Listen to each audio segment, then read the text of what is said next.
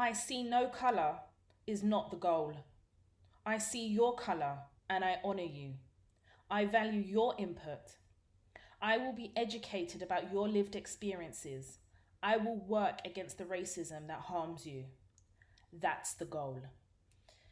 Hello, and welcome to another episode of the Toy Talks podcast. Welcome to today's episode, which is called White Proximity. I am, as many Black people in the world, have a heavy heart, and I'm recording this episode with a very heavy heart. I have not been myself since the murder of the king, the Black king that was George Floyd. And I think what has really thrown me has been seeing everything pushed to the forefront at the same time. What do I mean by that? So my week started off by watching an episode of Insecure, and this episode was going to be about that episode, whereby Molly had gone to get a towel. They'd gone on holiday, and she to Mexico with her boyfriend's brother and wife, and she had gone to get a towel, and the person who was kind of looking after the towels or whatever hadn't asked anybody who was in front of Molly, who happened to be non-Black, if they had a key card. But as soon as she saw Molly, she started to explain to Molly that she needs a key card to get a towel. What room is she in? The interrogation started. So I had built this episode of the Toy Talks podcast to be around that, dissecting and unpacking that episode, because it was a very strong episode. As the episode actually progressed, we saw Molly then having to explain that situation to her boyfriend's brother, who is Asian. I don't know, I think he's either Chinese or Filipino. I'm not really too sure, because he had actually come up behind Molly and provided her key card. And when Molly attempted to explain the reason why that interaction was so fraught, she was then questioned about whether it was the fact that she was Black. So it's my week started like that. And then Karen in the park in New York, basically weaponizing her tears, her white cup of tears, and using and understanding the endemic racism that infiltrates the structures and systems in America to threaten the life of a Black man who was bird watching and only asked if she could put her dog on a lead, because they were in a section of the park where dogs on the lead were required rather than allowing dogs to roam free. And then the death of George Floyd and what has ensued from then. So when you send me DMs, white people, because it's predominantly white people sending me DMs of your understanding of what's happened or your view, you need to stop messaging me. Do you understand? Because I'm going to start putting you guys on blast, because as white people, you guys have a privilege. It's an unprecedented privilege that Black people do not. This is not about you. This is about the systematic destruction of Black people in America and all over the world because of the color of our skin. The brutality and murder at the hands of the police and NYPD and all the police structures all over the world. This is about how racism is threatening to wipe out Black people one at a time. This isn't about you, white people, and how you think you should feel. And how you should feel is ashamed that this is your race that pushes this notion of supremacy. So I feel very thrown. I've got to be honest. I feel there was a lot of things that I had to do and work on, and I think taking the time to see what's happening in different parts of the world in terms of racism, I think we know because we discuss it as Black people. We're quite open as Black people in sharing, but now it is in the forefront of the world's media, and it's undeniable because it was recorded. And I think the shock of watching a man's life be taken from him when an officer who is racially motivated puts his knee and blocks the airways of a Black man.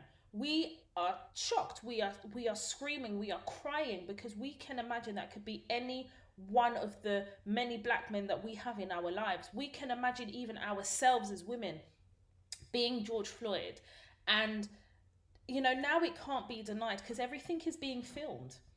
Everything is being filmed. So even white people who choose to bury their head in the sand and make excuses, hiding behind their whiteness, are now confronted with the racism that their whiteness provides them with. They say all lives matter. All lives will not matter until Black lives matter, because Black people are people too. And I think when people say all lives matter, I consider them racist, because what they're seeking to do is swipe it under the carpet what's happening to Black lives by putting the word all lives and making themselves involved in the protection of Black lives.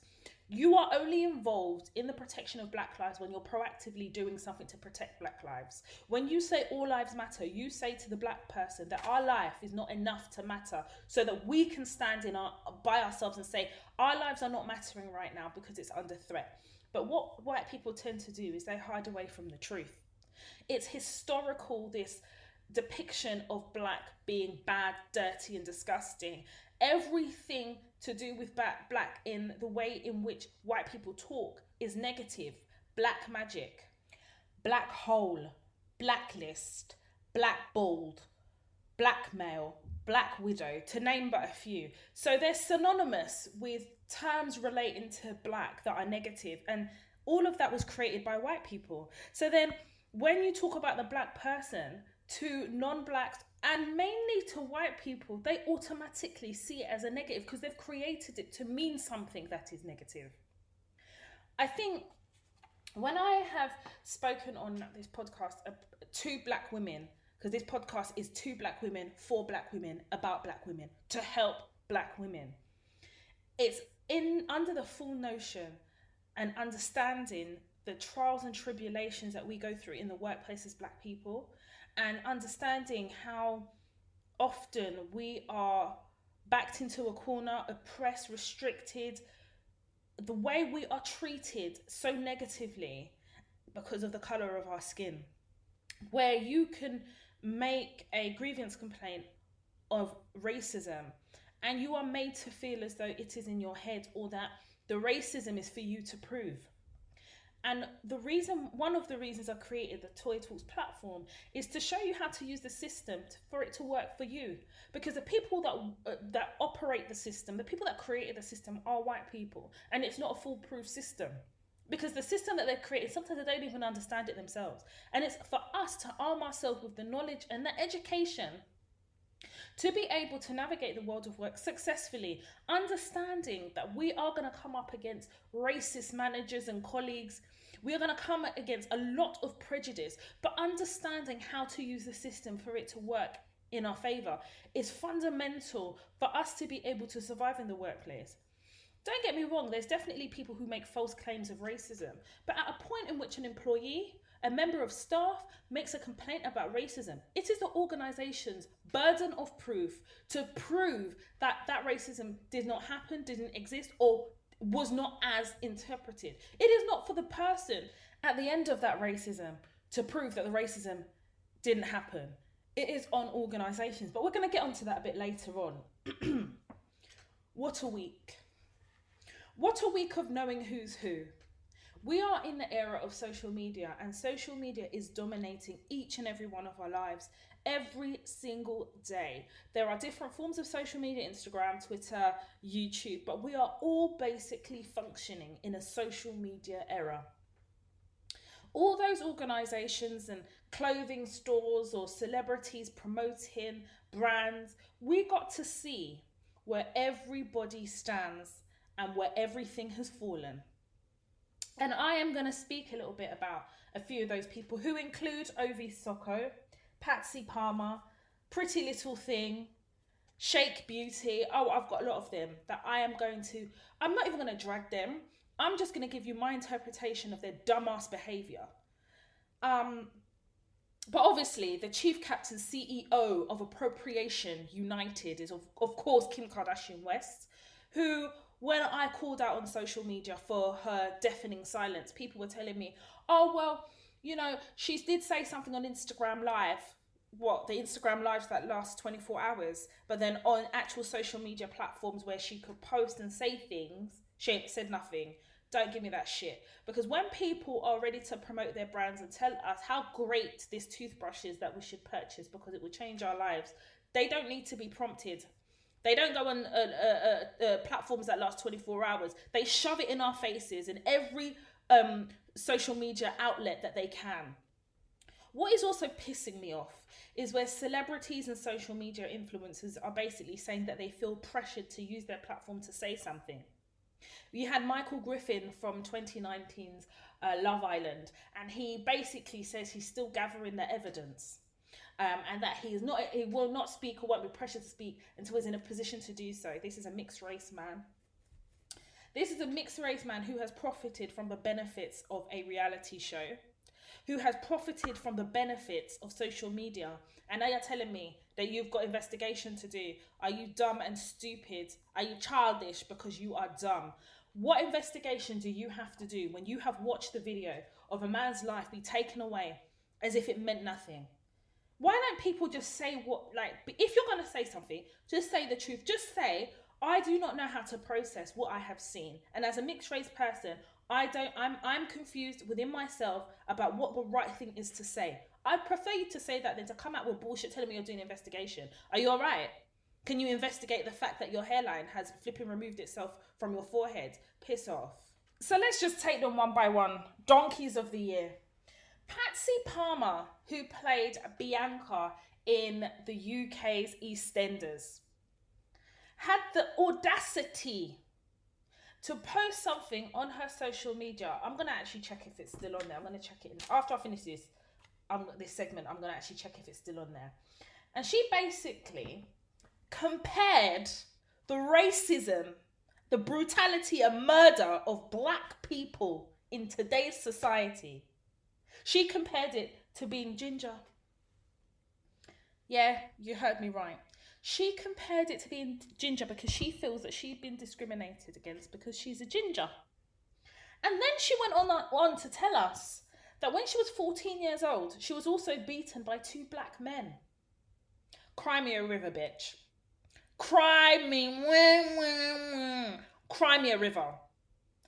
You see, people like that, I call them Karens in training, because her performative tears are nothing but a performance. White people like Patsy Palmer have to make it about them because they know to actually look at it in the mirror and fully accept what it is too much for them. White people have gotten away with murder, literally. And they now do not know how to process a murder that has now been televised globally. They don't know what to do with it. So rather than call it what it is, they still think that we are stupid when they come out with shit like Patsy Palmer to distract us from the real issue here. Patsy Palmer is the example of a dangerous white woman, because this same dangerous white woman knows that we are actually watching the life of a black man be taken from him as he is being arrested with the knee of a white man on his neck, asphyxiating him. And in that, she wants to remind us or tell us or inform us that at 14, she was attacked by 2 black men. I want you to try and explain to me, Toya Talks podcast listeners, explain to me the rationale behind that post if it wasn't motivated by racism. It's motivated by racism. If you do not denounce racism, if you do not have an opinion, if you are silent in the throes of racism, you are complicit in it. Ignorance to racism is not an excuse. You can't tell me you're ignorant. Not in here, this country. Not in this life. You can't be. Because if you see that video and you are not moved to the point of tears, there is something wrong with you. There is something wrong with you. But I genuinely believe that when Patsy Palmer was posting this on her social media, she really thought that she had something to say. Bitch, you ain't got nothing to say because your ancestors profited from the slavery that happened. And until you are willing to admit the benefits of your white privilege also being ginger, you will continue to be a problem. And you've got to remember, people like Patsy Palmer, you know, I never understand white people, because instead of you people to just either shut up, yeah, or just Be honest. You want to come and now tell us about your own experiences as if we are all in the same experience pot. We are not. Because I don't remember seeing a white person being suffocated as they're being arrested purely because of their skin color. In fact, your skin color is a passport to everything that you want. Even if you're a ginger, you will now try to tell me you're a minority. You're not a minority because you can go in to Superdrugs, Boots, or any of these department stores and buy hair dye and change your hair color. It's solved. Don't come here with telling me all of this shit. This is not your opportunity to come and share with us your views on black people. Because our views on you, we could be here for literally 5 decades. If we were to sit here to tell you as a black person our views about white people, we could be here for a long time. Don't come telling me history of what happened when you were 14, because I didn't know you when you were 14, bitch. But what I am not going to accept, and I added her, are you mad? Because what I'm not going to accept is allowing white people to get away with this rubbish. No. I'm going to call out the bullshit. Even in the workplaces, I call out the bullshit and still be told, are you sure? Oh, no, I don't think that person was swearing at you. They were swearing at the situation. No, but the question is, it's not about whether they were swearing at the situation. If I was a white woman, would they swear at me at all? These are the questions that you have to feel confident to ask in your workplaces, because white people have been moving mad for so long. It's become normalized. Their madness has become normalized. And we cannot continue to normalize the madness that white people possess purely because they don't want to accept the benefits of their white privilege and understand their nature of white supremacy. Now we're having these discussions that usually are whispered. We're now speaking very loud on a microphone or on a podcast to shine the light on the fact that this cannot go on anymore. People are now complaining about the looting. But there was a young lady that made a speech, and 100%, I'd even written it down on my notes even before I heard the speech. Listen, white people taught us how to loot. Because when they came over to Africa, they looted and took all that was good, brought it over to the Western world and tried to claim it as their own. But before they left, they made sure that they colonized us, and they started off with the most powerful tool, and that was religion. Because let's really be real, in Africa, we were praying to the deities, we were praying to our ancestors. The religion that has been indoctrinated in Africa is what the white man brought over to control us. And the worst part of it is even when they left, they still kept control. So even when we're talking now about, independence, how independent are a lot of these countries, including certain countries in Africa, when white people are still infiltrating predominant positions and still influencing our politics, influencing our economy? You can't now talk about being liberated and being independent when white people are still commanding you on what to do.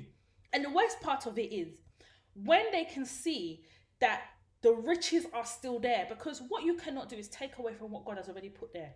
The riches, authentic riches of Africa are still in each and every country.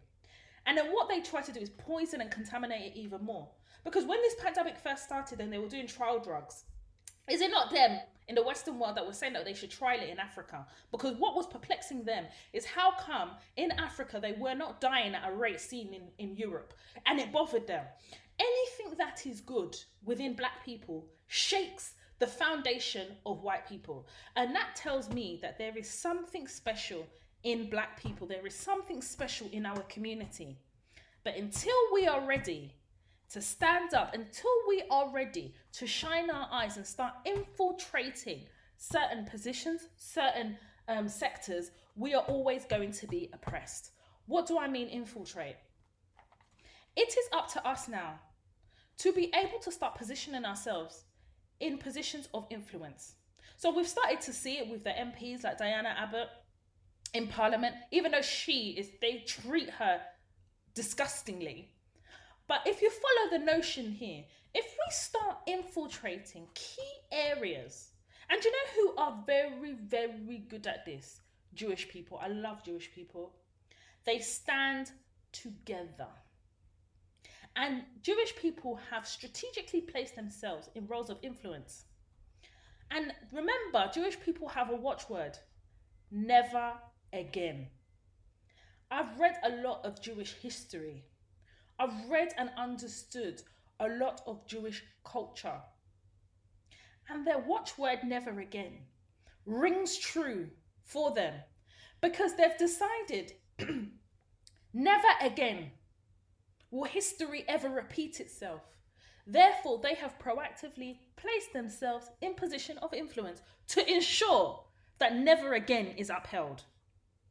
Shall we talk about the LGBTQ community, who I have so much respect for? Shall I tell you why? They have built a system to protect the interests of the LGBTQ community to the extent that even in the workplaces, people will shake before they even think or conceptually be able to process the thought of trying to discriminate against the LGBTQ community. Because that community has made sure that they've created a structure of protection because they have been persecuted for a long, long time. They too have adopted the never again quote. Why do I say that? Because before any organization can move mad, before any manager can move mad, if there is a hint of discrimination in the LGBT community, I'm telling you right now, they will descend on them. To the point now that it's even a touchy subject. Let me give you an example. One of the workplaces I used to work at, there was this white manager. He's from Surbiton, annoying as hell, thinks he's better than everybody else, will basically tell you he's better than everybody else, will also tell you that he never worked or grew up with black people. This is the type of person that is managing a multicultural organisation, but we move. And within that organisation, we were having a week of celebrating the LGBTQ community. There was a lot of public speakers, external and internal speakers.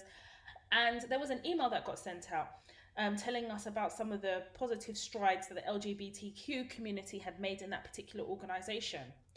And this white man said, oh, there's certain things we just don't need to talk about. You know, the support for this community goes without saying. And I said to him, but the thing is, we do need to say.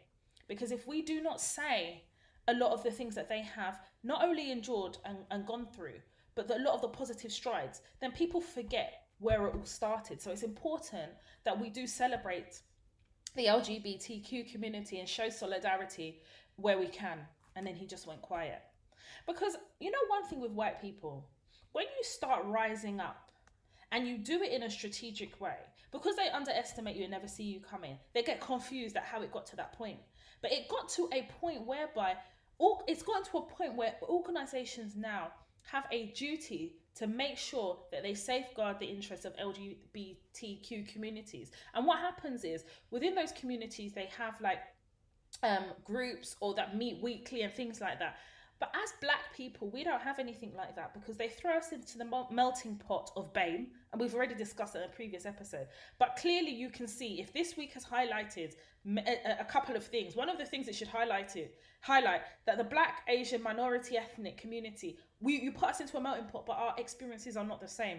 As black people, our experiences are not the same as Asian people, is not the same as Chinese people, is not the same as any other race, because we are being murdered. That is the difference. How many Asian people have you seen going through murder or brutality at the hands of the people who are supposed to uphold the law of this country?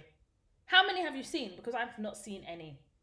But the fact that black people time and time again are targeted because of the colour of our skin remains an open issue until we are ready to now start having full and frank conversations within our community. I would ask, as black people, who in the UK, in the US, I think I know the answer, but in the UK, who are our community leaders within the black community? Name 10 of them, go. I can't name any of them. Personally, for me, I probably... one of the community leaders, I'll say Diane Abbott, but I can't name up to 10.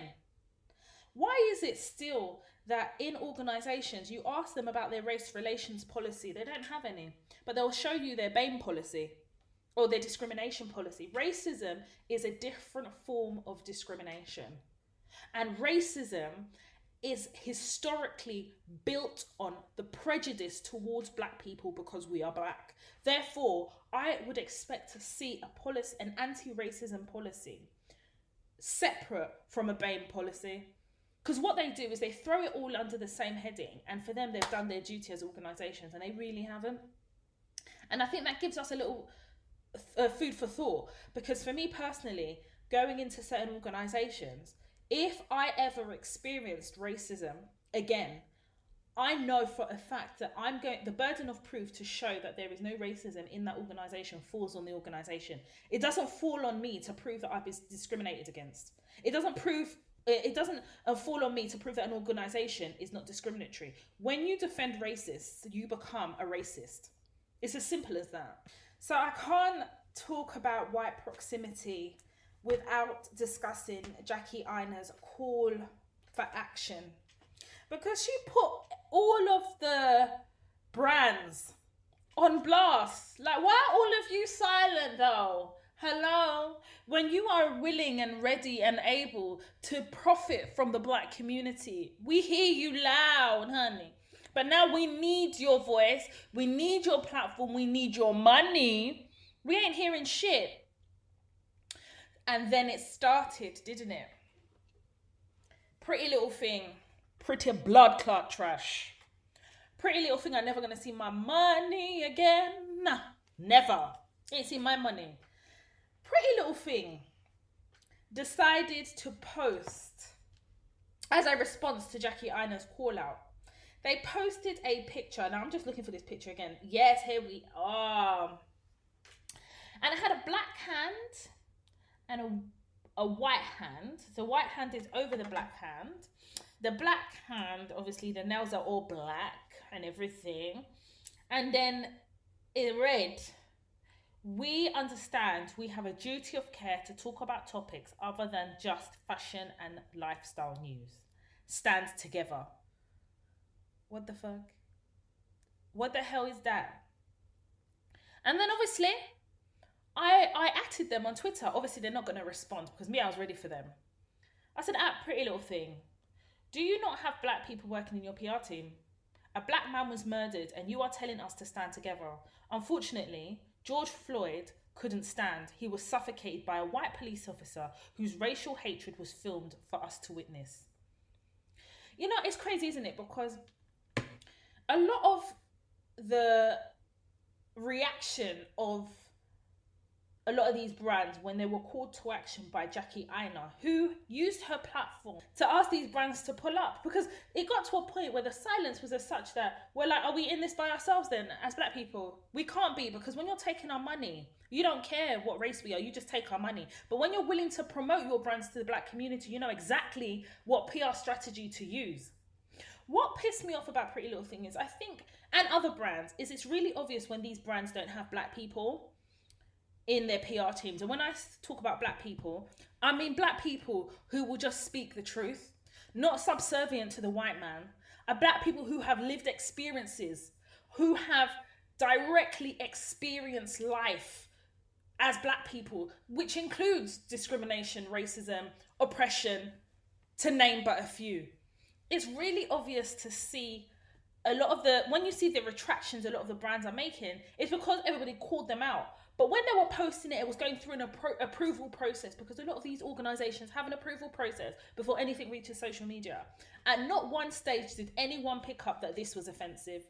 They really, really think that this is a black and white situation, when all it is about the persecution of black people by white people and other non-blacks. That is what this issue is about. So when you're saying we should stand together, how can that even be something that you say, when really what you should be saying is Black Lives Matter, because we are treated as if Black lives do not.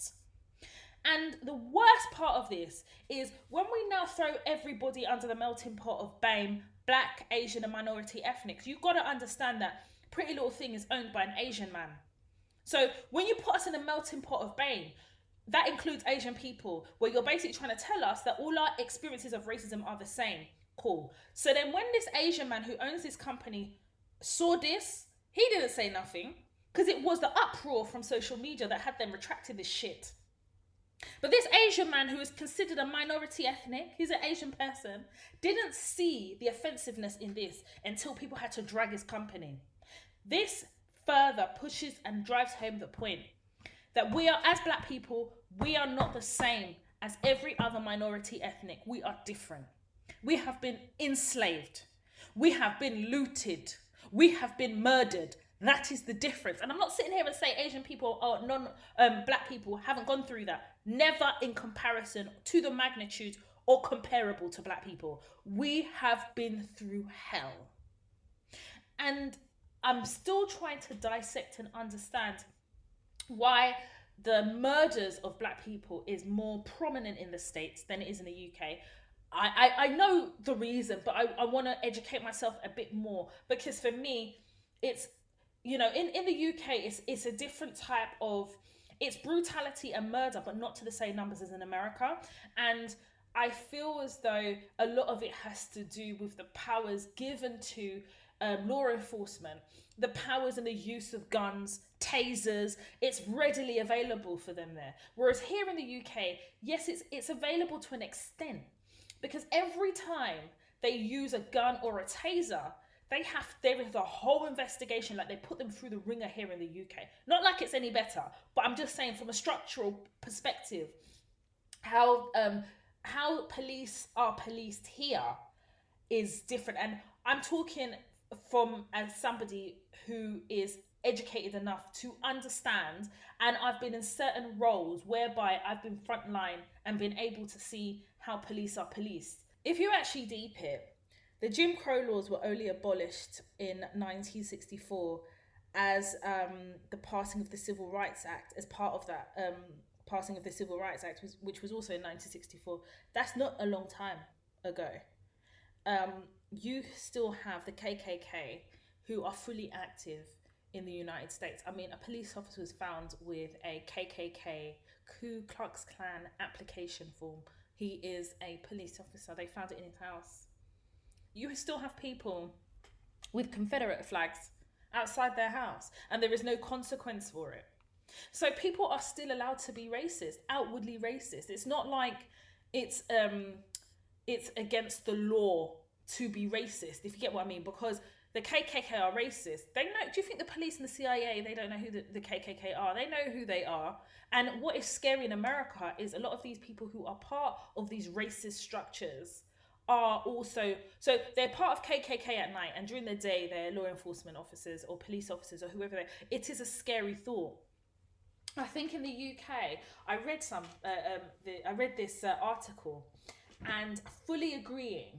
And what I got out of it is, one thing with racism in the UK is that English people, British people who are white or non-blacks, are masters and master manipulators when it comes to racism. They know how to manipulate this system and allow themselves to continue to cultivate racism, but they do it in a covert way. It's covert. It's the microaggressions where it has you thinking, is this, isn't this? They never, you know it's racism, but because it's covert, a lot of it is subjective. But as black people, we know what is racist and what is not. We've gone through enough to differentiate between racism. We know what racism is. And I'd say the British are very good at being covertly racism. In fact, they're masters at it. So then where they are masters at it, we have to now be masters at infiltrating certain levels of organizations where white people dominate. So that's why I've called this episode White Proximity, because our proximity to white people needs to be close enough for us to start imitating them. And it's already started. Some of us talk like them, we write like them. So when they're firing their email, we fire our own. But the white proximity requires us to start injecting into positions of influence. It is so important, because you can only make a change when you're in the rooms or at the tables where change is being discussed.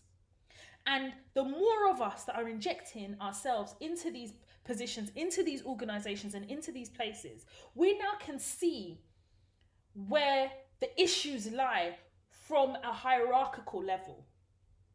Because as it stands at the moment, there is not enough of us. And I think they had a list of all the black MPs, members of parliament in the UK.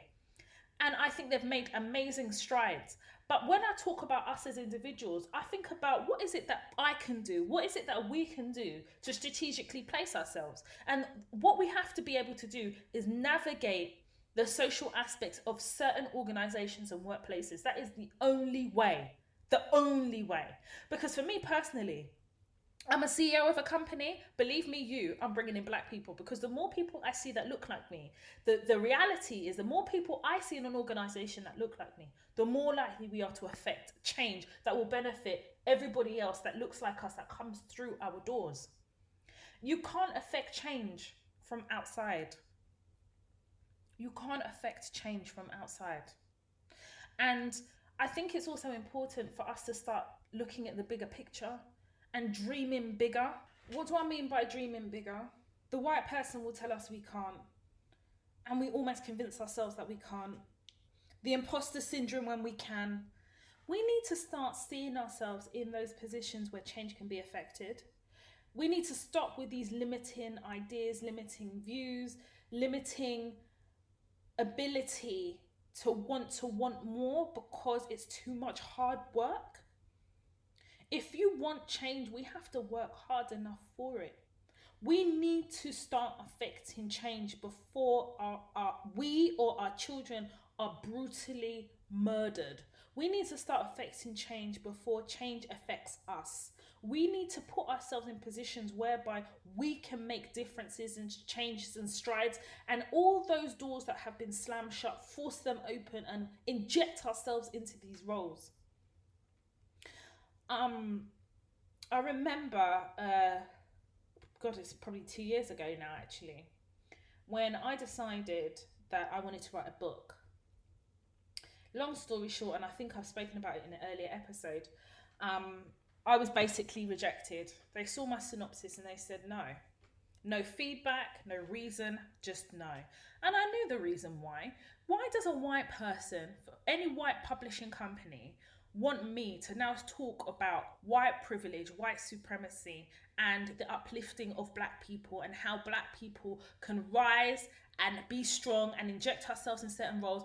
Why does a white publishing company want me to spread the word, spread the news of how black women can successfully navigate the world of work and light the path of their success? Why would a publishing company want that? The way they rejected me is as if they slammed the door in my, literally slammed the door in my face. The door hit my face. And I made a decision. I said, listen, when God placed me on this journey, when God gave me a platform like Toya Talks, God gave me the tools. And as he continues to reveal the tools that I need to have to continue to navigate my brand, I need to now put myself in a position where I self-publish. I can't rely on the white man to publish me, because then the white man will want to start owning the rights and start owning the narrative, and that's never going to happen. So when my book is published, you've got to understand that it'll be self-published. It has to be self-published, because no white publisher wants to work with me because of the subject matter at hand. Listen, I believe that my platform should be a little bit more further on than it is, but I know that I'm talking about something that's unpopular to white people. Therefore, white people who are in those positions that can elevate Toya Talks to where it needs to be are not willing to show themselves. And I get that. So what am I going to do? I'm going to use my platform. I'm going to continue to talk the talk. And I have seen the power amongst black people of sharing. There are some people that reach out to me who have come across the podcast because somebody's recommended it to them, or maybe it come up on their recommended list, or maybe they've seen something on social media and then have been directed to the Toya Talks platform. And for me, that has probably been the most organic way that I've seen my platform grow, because everything I am talking about is to benefit black women and black people. And I'm not going to change that narrative for anybody, because I want it to go in history that I use my platform to elevate black women and black people. Because unless we are willing to pour into our own, nobody else is going to pour into us. So when Pretty Little Thing moved mad, do you know the lesson I learned from that? Financial responsibility. Financial responsibility is not just about savings. Financial responsibility is not just about your credit score. Financial responsibility is also about where you spend your money, where you spend your coins and cash. Stop feeding in to organizations that don't give a fuck about us as black people. Pretty Little Thing are one of them. Stop pouring your money into organizations that don't give a shit about you. Because you got to understand, they just take your money, but they're not willing to stand up and their voices be heard. Because this period of mourning that we're in, they're not standing with us. We have shamed them into standing with us. That's not from an organic and a real place. That's from a place, they're just talking because they know they've shot themselves in the foot.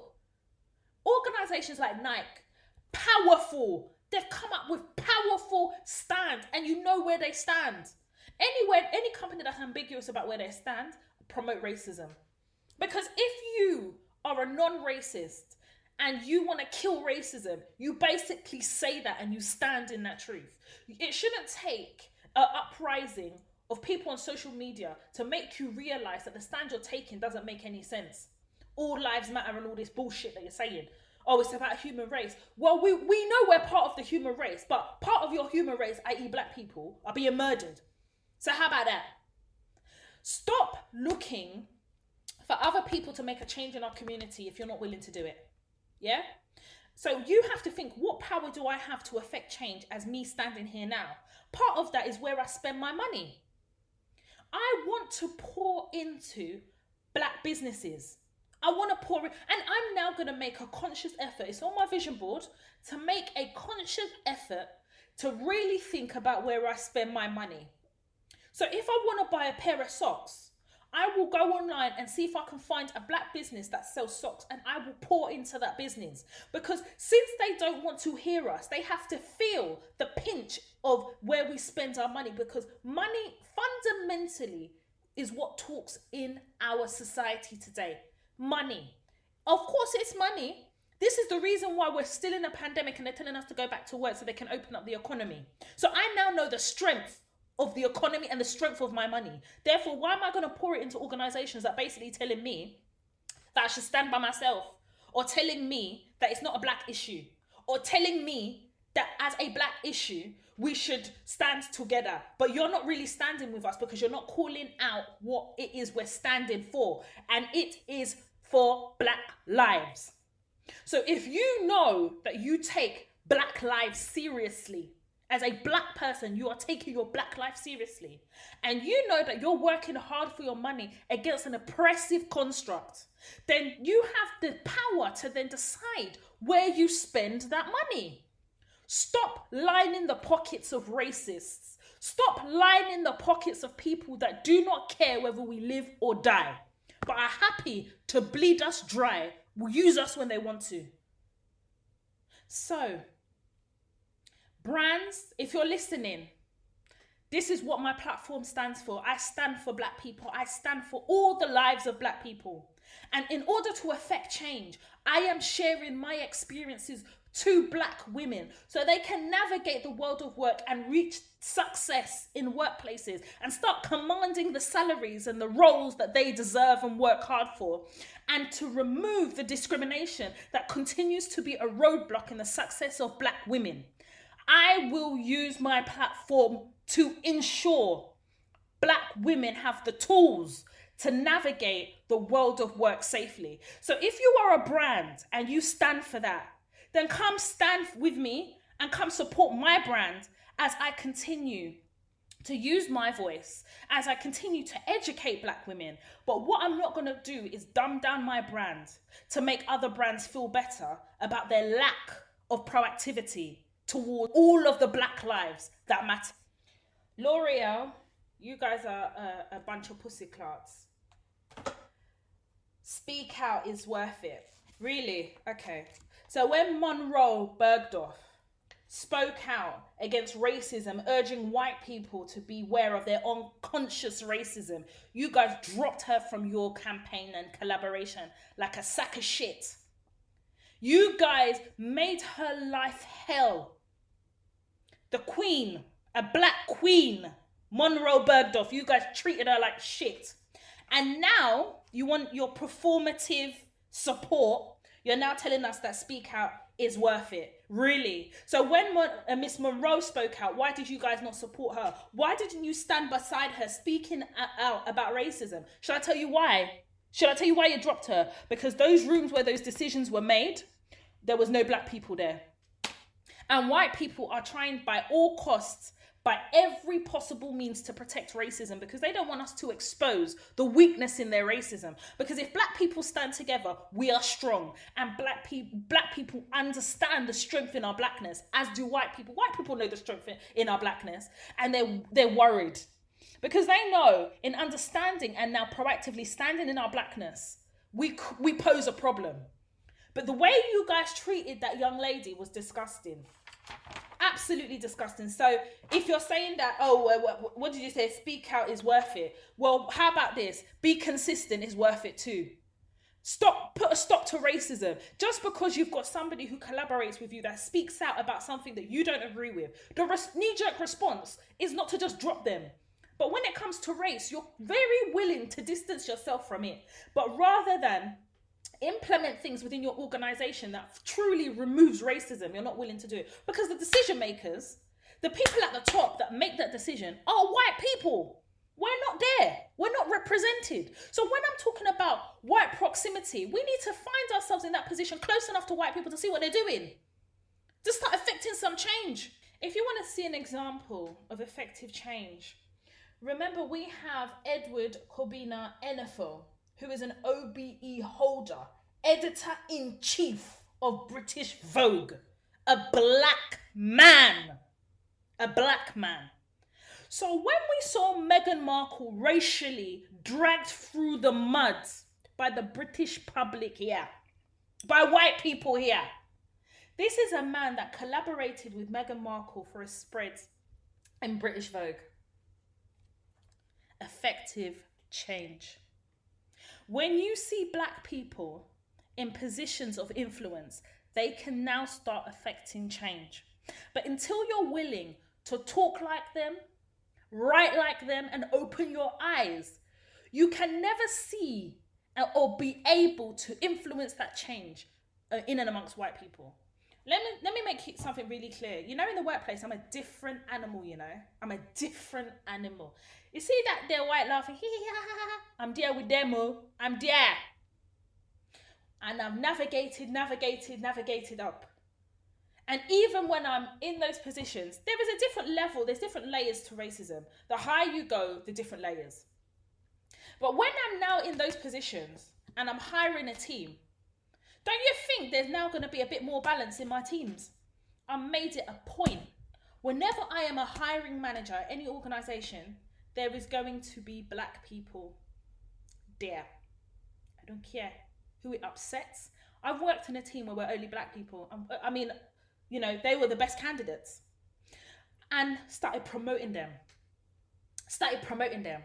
One young lady, Black Queen, she sent me a message a few months ago telling me she owes me her career. I said, no, you don't owe it to me. I was in a room where I could affect change, and I opened the door and I wanted you in so that you can continue to affect that change.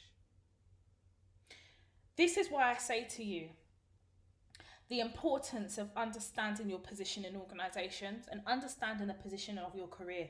Nobody, and especially white people, should never be in charge of the trajectory of your career. No white person has ever. I just speak like them, write like them. When they're doing their macro and micro-aggressive, passive-aggressive emails, I know how to do it 100%. I send it back to them. When I have been racially discriminated against, I will call it out. You know, one thing is white people get offended when you call out their racism, because it's almost like they're so scared of the word racism being attached to them because it stinks. But it's the smell that they created. Yes, I call it out. If I was a white woman, would you treat me like that? When you dashed the paper at me, when you threw the paper at me and gave me a paper cut, if I was a black man, you wouldn't do that. But if I was a white woman, would you do that? I will question it and I will call it out. I call it out. And I think we're so afraid to call it out because we're scared we're going to lose our jobs. I don't actually think that should be the fear. They're scared of racism being attached to them. Therefore, if it is there and present, you have to call it out. Can I have a copy of a race discrimination policy, please? Because I need to understand the policy that governs the eradication of racism in your organisation. That is not aggressive to ask. It shouldn't be problematic to ask, because if you're up to ask them about their policy to do with equal opportunities, they will give it to you. But how equal are those opportunities when black people are still being racially discriminated against? Leads me to Ovi Soko. Now, I know I have a lot of international listeners, so let me just explain a little bit about Ovi. So, Love Island is a huge reality show here in the UK. Ovi was in 2019, I think it's 2019. Was it 2018? No, it was 2019's Love Island. Tall, attractive, black man, well-spoken. He conducts himself very well. And off the back of Love Island, he has got a plethora of endorsement deals. Yeah, the level of endorsement deals that he has got, because he is the accepted black man amongst white people too, because you know what white people do, especially the white women, they sexualize black men. They pacify black men as certain black men as non-offensive. He toes the line. Yeah, he toes the white line. So they accept him too. And he's managed to sustain a career post reality show because he's made certain strategic moves. He's been smart enough to have a good PR team. When I say good PR team, I say it quite loosely, but they've managed to manage him in such a way that, you know, he doesn't get involved with anything too, you know, controversial. You know, he's very to himself. He calls himself Mr. Positivity. Well, of Ovi Soko, who, you know, I'm not going to insult him because I want to keep it, you know, but this avocado head moved mad the other day. This Ovi, who, let's be real, the reason he has a career, don't get me wrong, he's a basketball player, he plays UK basketball. I think he was playing internationally as well at a point. But the reason why he's now been able to benefit post Love Island is because of black people, because black people were pushing him. You know, white people, they'll sexualize you and then they'll pacify you because you're non-aggressive. If he was to raise his voice in Love Island to a point that they believe is unacceptable, he'd be called aggressive, irrespective of whether that is a natural reaction of somebody who maybe has endured something in the house that is reprehensible. No, they dehumanize. But in the case of Ovi Soko, they've accepted him. So when this was all going on, Ovi posted a picture on Twitter, and it is of a black man holding a doormat, and it says, "I love being black. Shit kinda dangerous, but it's lit AF." Ovi, what is wrong with you? What is wrong? He's since retracted it, deleted it, and he's put something else on. Ovi, you have a PR team, and I would like to think you have black people in your PR team, but you should be at the forefront of what being black is actually about in terms of posting something like that. It's not like I can blame your PR team. You posted that, Mr. Positivity. I want to say that it was very, very interesting, that post that he posted, because if we were to dissect it, the doormat is probably him, because me, I'm no doormat. And you've allowed white people to march all over you. In that post, you compromised yourself and your blackness for your white checks. That's what you did. That's what you did. You were protecting your bag at the expense of your blackness. That's what you were doing. Mr. Positive. There comes a point where you sell your soul to the devil for the bag, and the bag ain't really that worth it. And I think what it enabled us to do is realise that Ovi is subservient to his checks. And as much as I think that we as a black community just expected more from him, I think that he gave us what he could, because that is all he has. And I think what has become even more disappointing is Ovi is a black African man. But I think that what tends to happen with people like him, he's around so many white people that he forgets that the difference between him and them is that the police will cuff him. The police will shout in his face, spit in his face, kick and punch him. But the white people that he's standing with will be standing there having conversations with them same white officers. Ovi, you need to understand something. As black people, as a black woman, I'm very disappointed in you. I'm disappointed in you not because I was expecting you to start beating your chest and screaming from the rooftops. I just expected better than that. What do you mean? let me get this up because I want to quote you properly. You love being black. You clearly don't love being black, because if you loved being black, you would have done better. Shit, kind of dangerous. No, it's not kind of dangerous. It's a difference between life and death, but it's lit as fuck. Because you're so flippant about black issues. Do you know why? Because white people have told you that it's going to be all right. Don't worry about that. I'll get your bacon batty. They are not white people are not your friends, because I tell you this now. When you start standing for your blackness, those white people drop you quicker than anything that you can imagine. But don't you understand that if you actually stood up for what is right, i.e. denouncing the brutality and murder of black people, denouncing racism, at least you would have stood for something that would have made sense. Because now what will go down in history is that you perceive yourself as a doormat. You don't take the struggles and issues of the black community seriously, the same community that you're a part of, by the way. And you're really not understanding the actual issue here as black people, but you are black. It leads me to a quote, and Ovi is a representation of this. I say quote, but it's a representation of this example. So there was this black man, and he basically was on Twitter, and he said, listen, I've been in this organisation for about 2 years. I was the only black person. And on Monday, there was another black person. He just started that Monday. He's a new member of staff. I was so excited. Finally, I get to see somebody that looks like me. So I went to have a conversation with him, welcome him to the organisation, so he can see there's also someone that looks like him. I just want to let you guys know on Twitter, I'm still the only black man in the office. Do you know how powerful that statement is? And Ovi is that. Ovi is the type of person, based on that post, that will walk into an organisation, see somebody that looks like him, but will just align himself with white people because for him, it's just easier. I have no issue where you get your bag. I have no issue that white people sign your check, but I take an issue when you trivialise the issues within the black community because you do not want to kind of be that person that rocks the boat, but you'd rather sit on the fence and get blisters. Cool, innit? Cool. When those brands racially discriminate against you, you better not post it, because I will repost to you what you posted with the doormat. I'm that person that will do that. And I don't care if Ovi hears this. I don't care if people at him in this. I think he needs to hear it. He needs to hear the whole episode from beginning to end. I'm not attacking him. I'm just telling him the truth. And I think that if you surround yourself with enough black people, you could at least have conversations, understand your history, understand the origins of slavery. You are Nigerian. Understand the origins of slavery within our culture and understand the dynamics of discrimination and where it started from. And think, use your brain to think before you post. Because I put it to you that Ovi probably has more white followers on social media than black followers, so that you're in a unique position to affect understanding, if not change, affect some understanding or cause people to curiously think about what you're going to say. And the most influential thing that you could say is on a doormat in a picture. Shame on you. And I just want to add, when Ovi then did retract this picture and the quote or whatever, he then posted this long essay and he referred to black people as people of colour. I just want to say, do not ever use the term people of colour to even describe me, Toya Washington. Don't do it. I'm not a person of colour. I'm not a stain on a rag.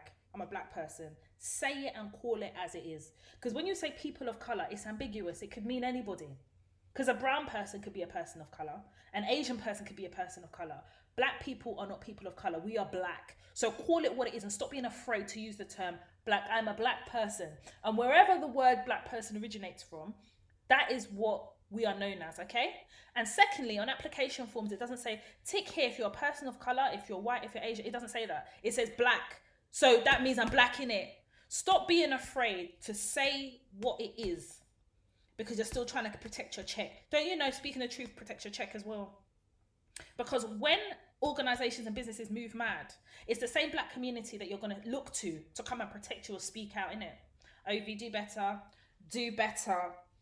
And lastly, just on the topic of brands, do we remember watching Beyonce's documentary? If not, there was something that poignant that happened. I think it was on the documentary or it was a publication. Anyway, I followed the creation of Beyonce's brand. Obviously, you know that it was exclusively at Topshop.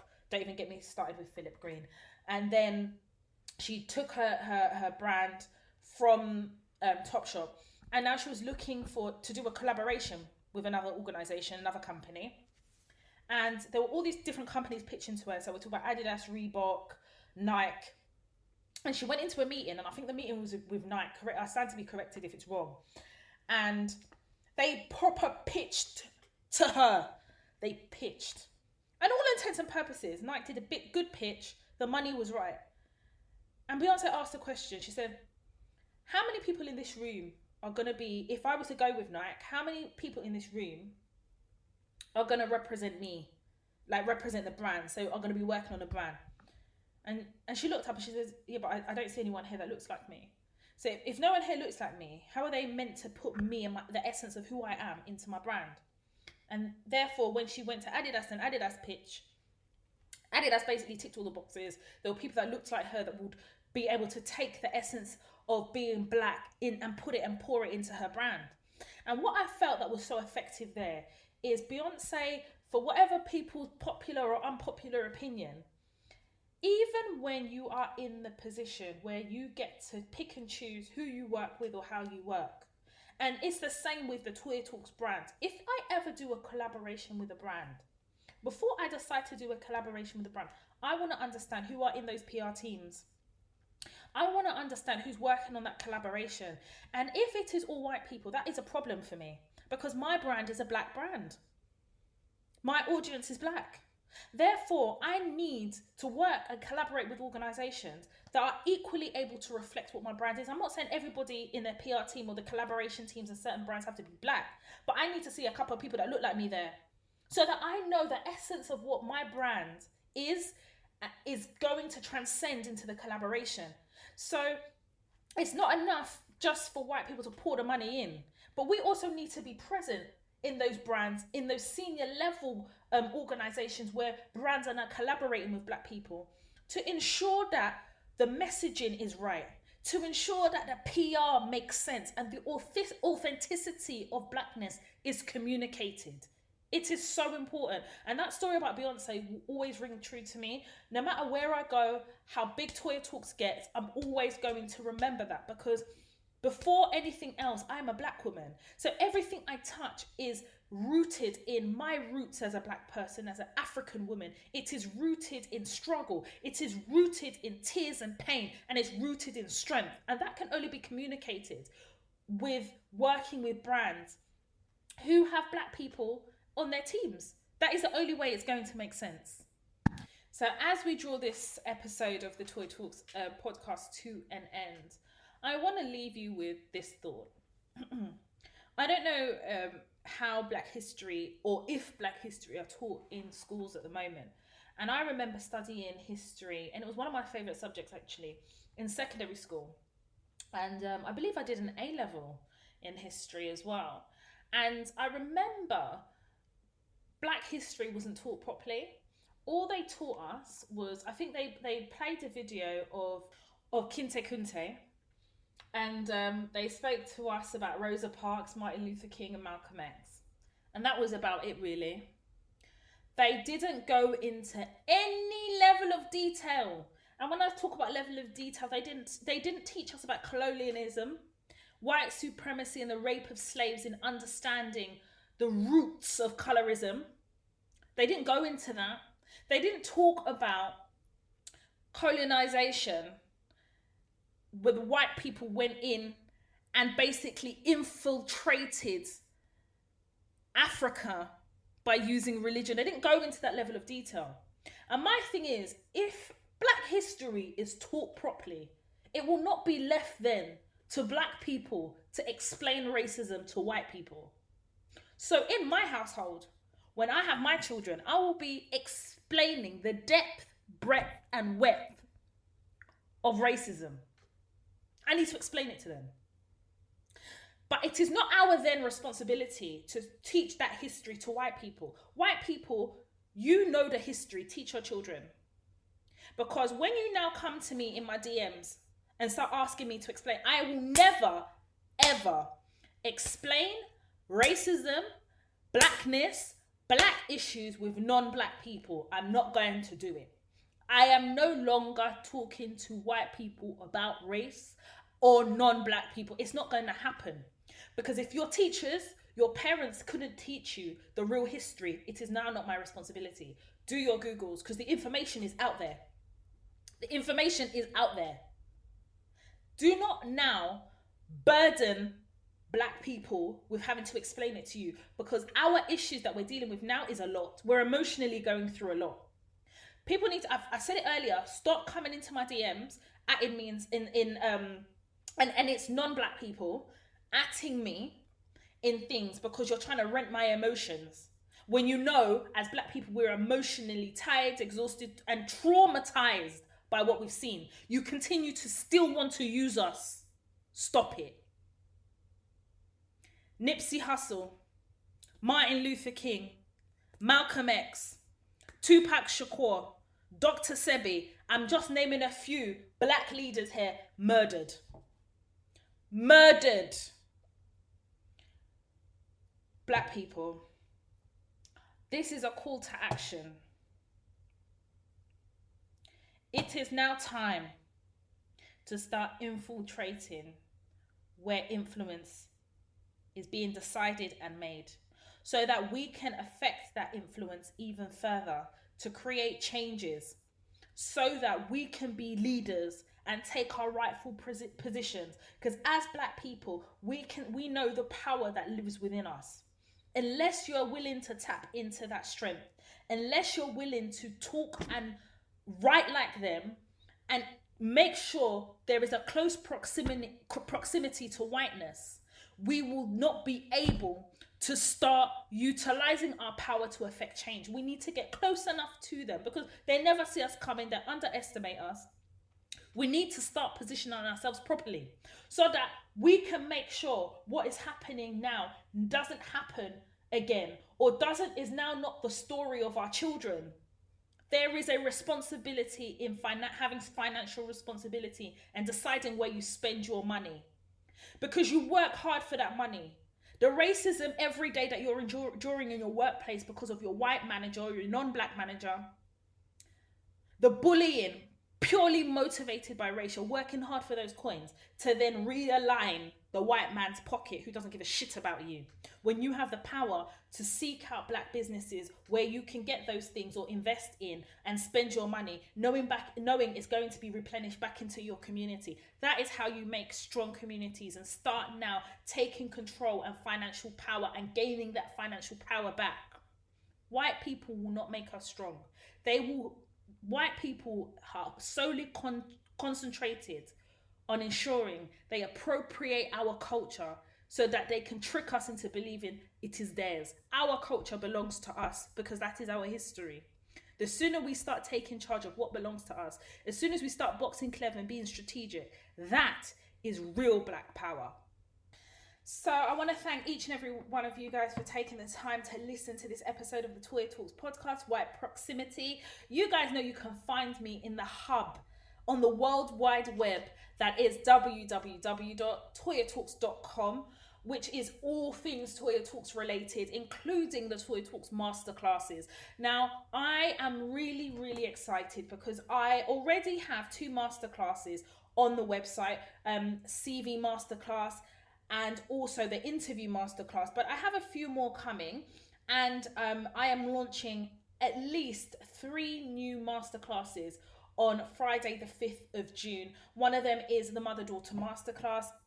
Another one of them is negotiation skills. And lastly, I'm hoping to finalize navigating racism in the workplace as a masterclass, because I think it is needed. As always, you know you can catch me on social media. My Instagram page is Toya_Washington. The Toya Talks Instagram page is Toya_Talks. Catch me on Twitter, #Toya Talks, Toya_W. And of course, Snapchat, how can I forget? Toya Washington, all one word. If you are listening to the Toya Talks podcast on Apple Podcasts, please rate and review the podcast. I read each and every one of your reviews. And also as well, if you share the podcast, share it with your friends alike, especially if you know there is a woman out there finding it difficult or just navigating the world of work and needs to benefit from the Toy Talks platform.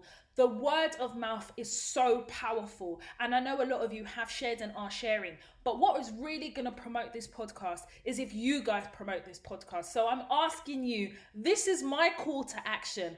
Please tweet, please share the podcast, because the more people that know about the podcast and the Toy Talks platform, the more we start to affect change in the world of work. Toya Talks, you are the architect of your own career, navigating the social aspects of the workplace safely whilst lighting the path to your own success. Make sure you tune in next week Tuesday and every Tuesday for a new episode of the Toy Talks podcast. My name is Toya Washington, and you have been listening to the Toy Talks podcast.